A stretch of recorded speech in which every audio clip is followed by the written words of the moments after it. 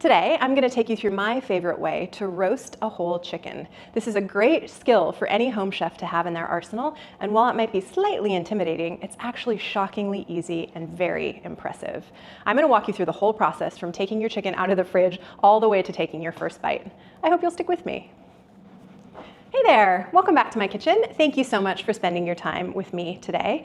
We are roasting a whole chicken. I promise this one isn't as scary as it sounds if you've never roasted a chicken before. This method is a great starter method and one that reliably hits my 3 measures for a good roasted chicken.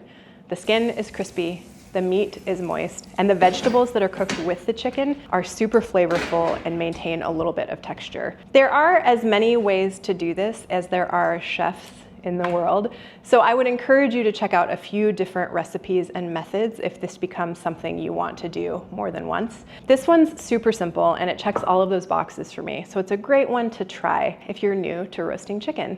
No special tools or equipment necessary for this one. And while a lot of people will tell you that a roasting pan with a V-shaped rack is the right way to roast a chicken, that's actually not my favorite way to roast a chicken. I have one of those, but I infrequently use it for roasted chicken. I really like a cast iron. This cast iron in particular has pretty short sides, so it's relatively shallow, which means that I can pile in some vegetables, but my chicken, when it's nestled on top of those vegetables, is exposed to airflow, which really helps with that crispy skin, and it also ensures that the meat cooks relatively evenly. So if you don't have a big roasting pan or a cast iron skillet like this, you can use a cookie sheet. Just make sure the sides are deep enough so that when the juices flow from the chicken and the vegetables, it's not overflowing the side of the pan. Or you could even use something like a casserole dish if you have one of those. Don't let not having the exact perfect tool stop you from this recipe. A lot of different things will work here. The method to this one is just a couple of simple steps. First, we're going to prep some veggies and herbs to put inside the chicken, and under the chicken we'll create, in effect, a little roasting rack of vegetables for the chicken to sit on in our pan. And then we're just going to prep the chicken. We put those 2 things together and slide it in a really hot 400-degree oven.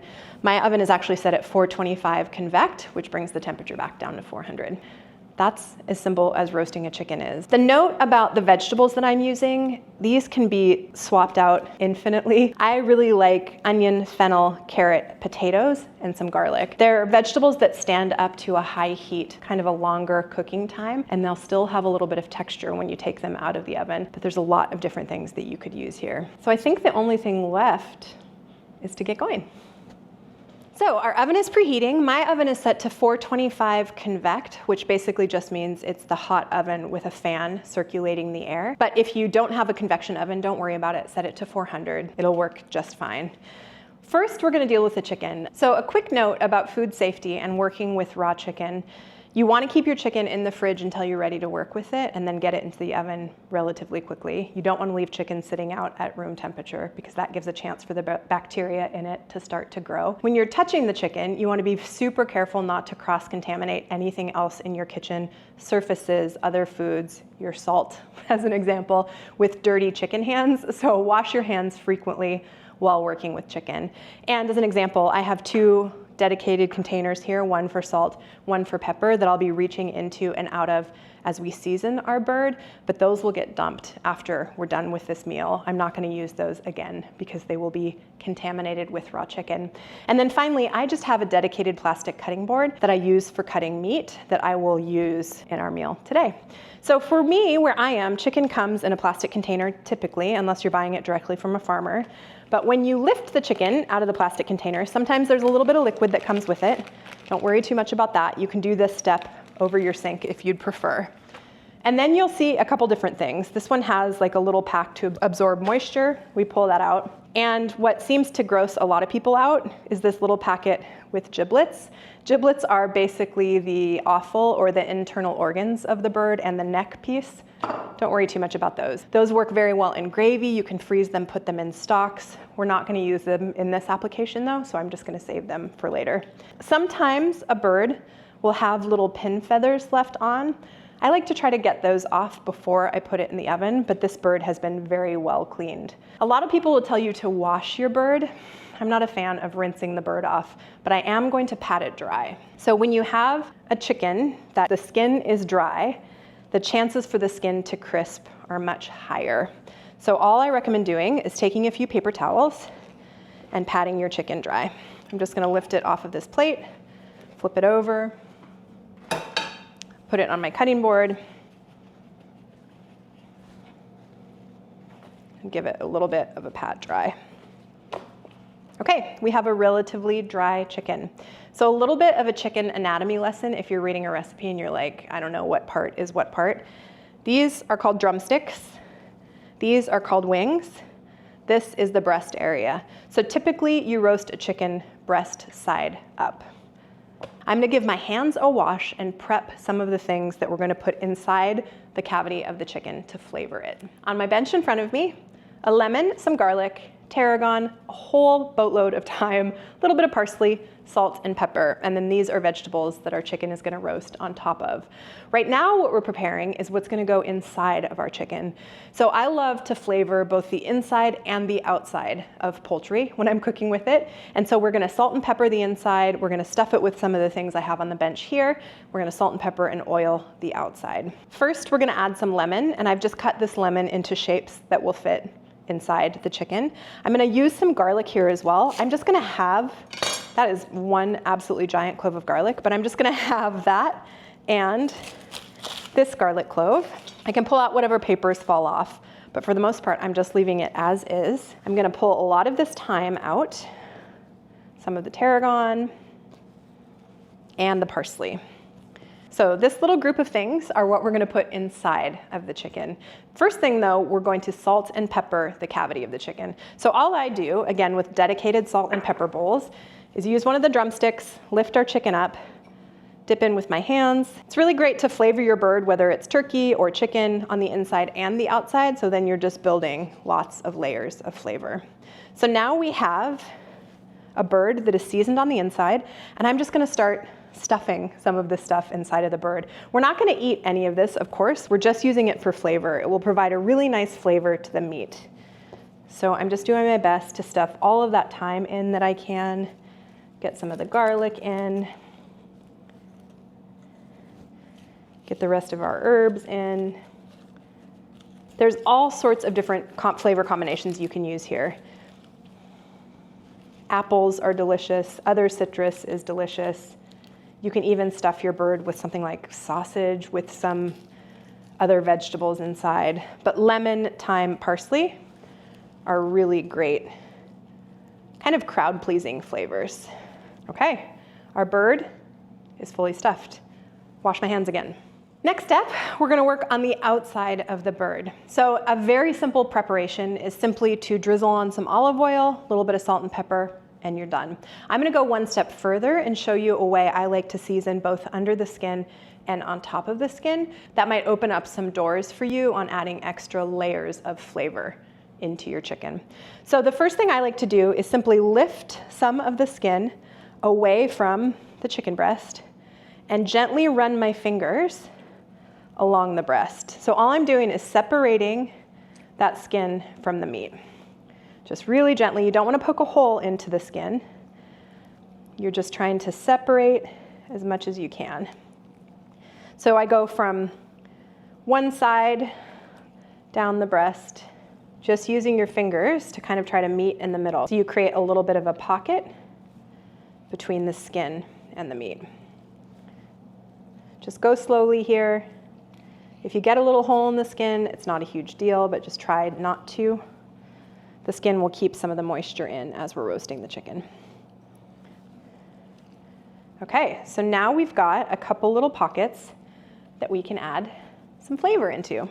So again, into our dedicated salt, I'm going to take some salt and rub it inside the chicken in that little pocket that we've created. Now, if you're dry brining your chicken, which basically means adding salt and other spices to it in advance of when you cook it, you want to be careful with how much salt you add in this step. Dry brines usually have quite a bit of salt in them, but since we haven't brined, a little bit of salt is definitely the right move. The pocket that we made between the skin and the chicken meat has been salted. Wash my hands again. Now the last step. With clean hands, I'm going to drizzle on a little bit of olive oil. just right on top. I'm gonna, again, season salt and pepper. This is the step that will lead us to really crispy skin. So I'm gonna use my hands and rub on all of the outside of the chicken, including underneath. Get some salt and pepper on that underneath bit, a little bit of oil under there.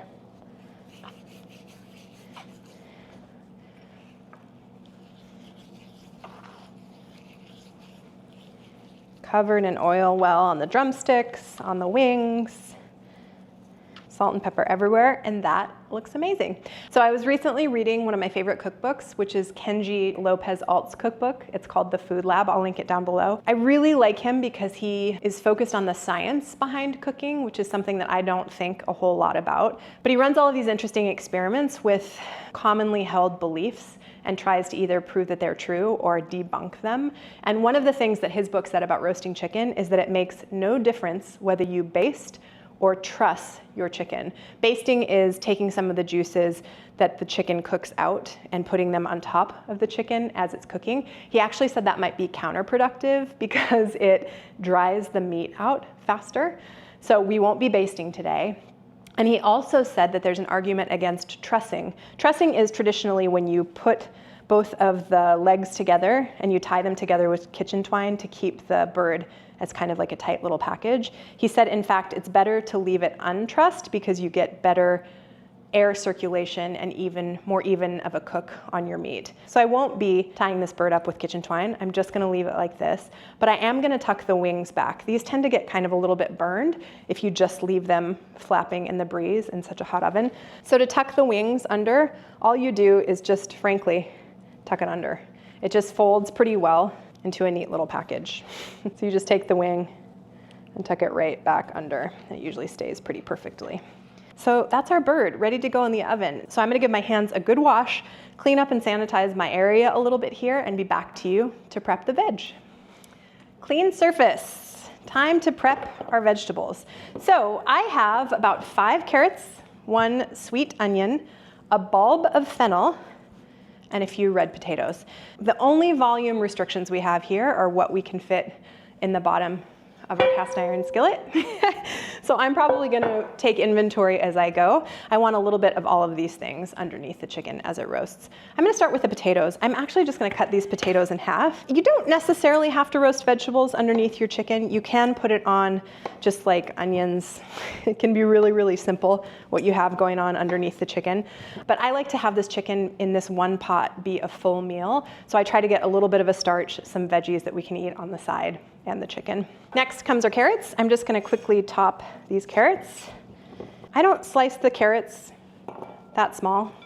I kind of like to have them some bigger pieces of carrot, both so that they don't cook down to mush, but also just is a little bit more interesting to look at for my eyes. Carrots go right in. Onion, I'm just gonna cut the onion into bite-sized pieces, toss that right in. Onion is in. Next, this fennel bulb. If you've never cooked with fennel, it's delicious. You can eat it raw. I also like it cooked. These little fronds, fennel fronds they're called, are edible. They're a nice garnish, which is what we're gonna use them for. And it's just a bulb. So the way I get into a fennel, cut the bottom off, cut the top off. These fronds we are gonna use, but deal with a little bit differently. Make sure it's clean in there. And then I just cut it in half and then dice this into little rings. And that's our fennel. It's kind of a licoricey taste, just gives a little bit of interest to the background of those root vegetables that are otherwise just pretty familiar. So the fennel goes in, but again, you can leave this out if you'd prefer. And then I am gonna use some of these fennel fronds, just the greenest of the green part for garnish, probably about that many. I'm gonna save this for vegetable stock, so that'll go in a freezer bag. And these fennel fronds are gonna be garnished, so we're just gonna sprinkle this over the top when we're done. I'll put those off to the side. So all of our veg is in our cast iron pan. I am gonna use this tarragon that was in my garden, sprinkle that over the top. and some of the thyme. I am not gonna take the thyme off of the sprigs. I'm just gonna kind of nestle it down in. I'll be able to pull those out at the end quite easily. And then we're just gonna drizzle this with some olive oil. It'll also get some of that nice chicken fat that renders out of our chicken, and these will be super, super flavorful vegetables, but we are gonna salt and pepper them. So the rest of our pepper and a little bit of salt.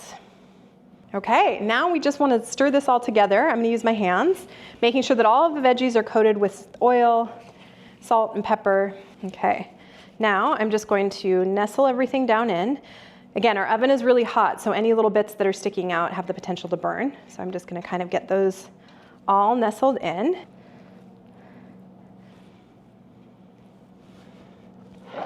And there, my friends, is our roast chicken ready to go into the oven. This is about a 5-pound chicken, so it's probably gonna take about an hour and a half. There is no really specific measurement I can give you for how long this chicken will take.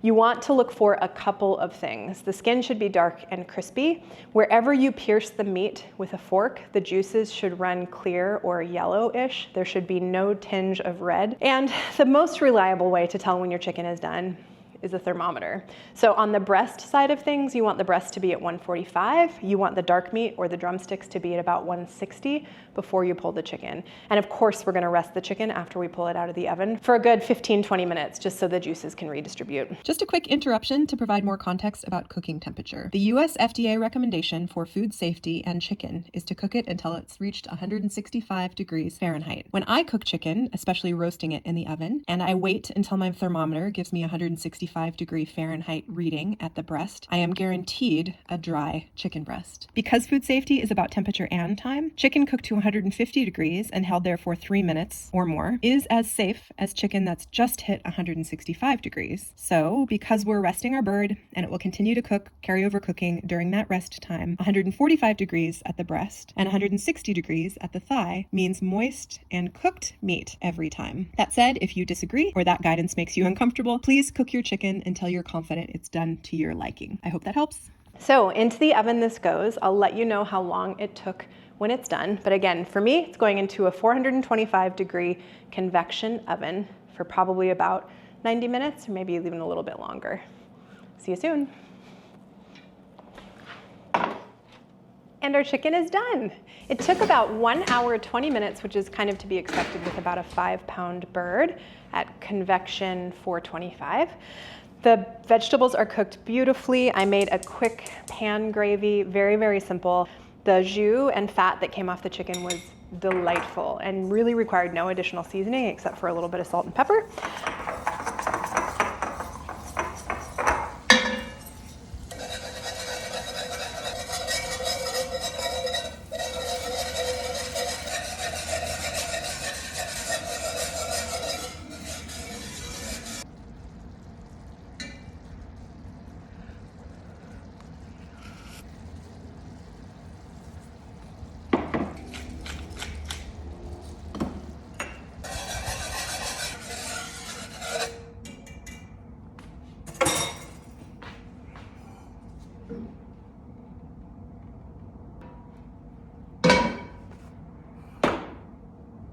Then we've got our fennel fronds to top our veggies with.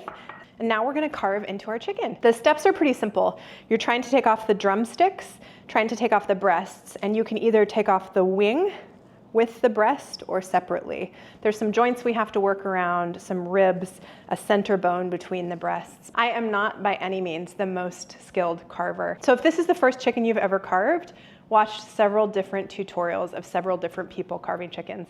Okay, it took a minute to cut up our chicken. I cut up one of the thighs so I could taste some of that meat. I've got the breasts and the wings. So I'm gonna save the chicken carcass to make some sort of a delicious soup.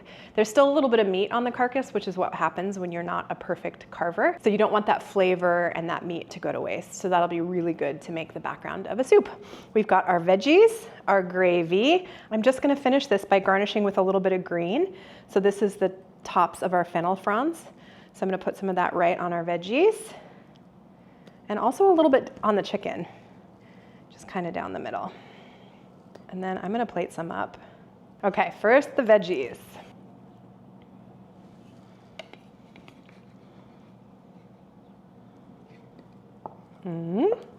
Now some chicken. So we'll go for some thigh meat, darker meat, and a little bit of the breast too. And we taste.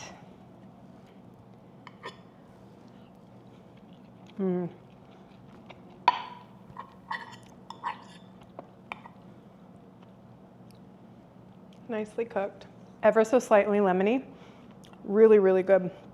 The fennel fronds are a very nice touch. They're kind of a light anisey flavor, almost licoricey, but not cloyingly licorice like you're thinking. Gotta taste it now with some of our gravy. I wanted to make sure I tasted the meat and the veggies without. You really don't need this gravy. It's so flavorful without, but if you're a gravy lover, let's go for a little bit of this.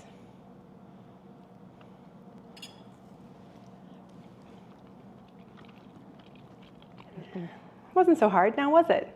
Couple of notes on method. The veggies cooked beautifully in that like 80 to 90 minute time frame. If you choose less sturdy veggies, you run the risk of them being a little bit mushy. So I'd be sure to use things like potatoes, carrots, leeks, fennel, parsnips, sweet potatoes, maybe even a rutabaga. So they're more of those fall root vegetables that are really sturdy. And then the chicken. One of the hardest things to determine, and I still sometimes screw it up, is when your chicken is done. You definitely don't want to take it too far because then the breasts turn super dry and no one wants to eat dry chicken. But you also want to be sure that you bring it far enough because the worst scenario is that it's not completely cooked when you take it out of the oven. If I were you, I would err a little bit on cooking the bird for longer than shorter just to make sure that the meat is completely done. You can always add additional gravy to dry meat, though the goal is to have both the breasts and the thigh meat or the dark meat be completely moist and juicy. If you're looking for one kitchen tool that makes that so much easier, it's an instant read thermometer. Then you can take the temperature of all different parts of the chicken all throughout the cook to see exactly where you are. But here we have it, a roasted chicken dinner with veggies and potatoes and gravy, made all in one pot in just a couple of hours. And this will easily serve 4 people. And if you're a better carver, it might even serve more than that. Thank you so much for being here with me today. I appreciate it when you spend your time with me. If you liked this video, please give it a like. If you'd like to see more from me, please subscribe to my channel. And I will very much look forward to seeing you here next time. Cheers.